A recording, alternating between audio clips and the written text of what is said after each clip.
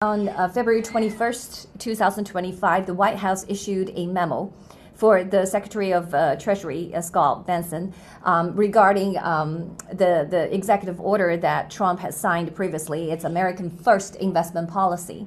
And this memo basically outlines significant actions targeting the CCP.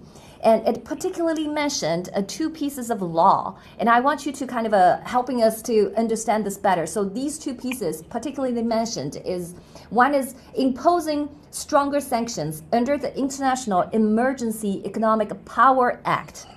And the second piece of law they mentioned is they called suspend or terminate the 1984 United States and the People's Republic of China Income Tax Convention.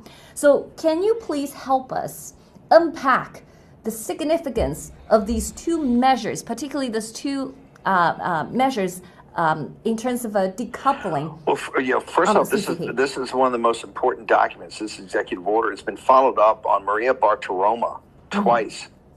Secretary of Treasury Bessent has been questioned about this, and he's saying, "Hey, this is driving towards cutting off or limiting access by Chinese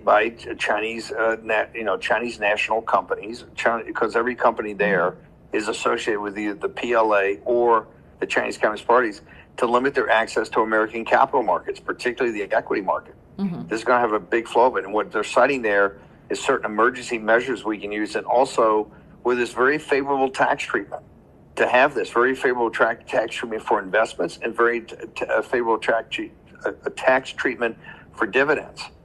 But people should understand that there are elements of President Trump's administration, and I think Scott Bessent, that understand that there has to be some sort of relationship with China in the United States, because there's a very close bond between the Chinese people, Lao Beijing, and the American people. But that the Chinese Communist Party cannot be trusted.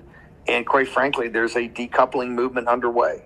And one of the most important, the two ways to decouple from the Chinese Communist Party is, number one, cut them off completely from access to American capital, particularly American pension funds. And number two is to limit their availability to basically take American technology through these phony joint ventures. The Trump Commerce Department, the Trump Treasury Department is at the forefront of this, and Scott Bessent has been absolutely adamant about this. Frank Gaffney, I'm one of the co-founders of the Committee on the Present Danger of China.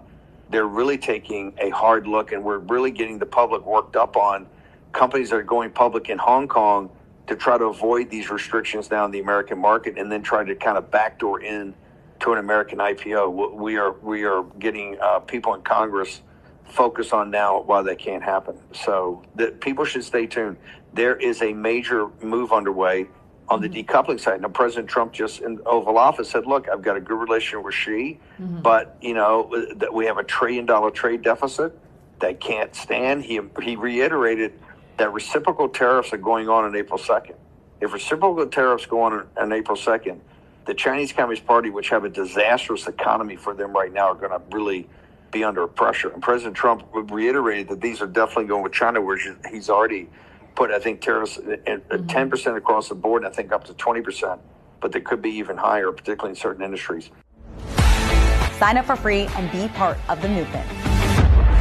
It isn't just an app. It isn't just a social media platform. It's a community. Download Gettr right now.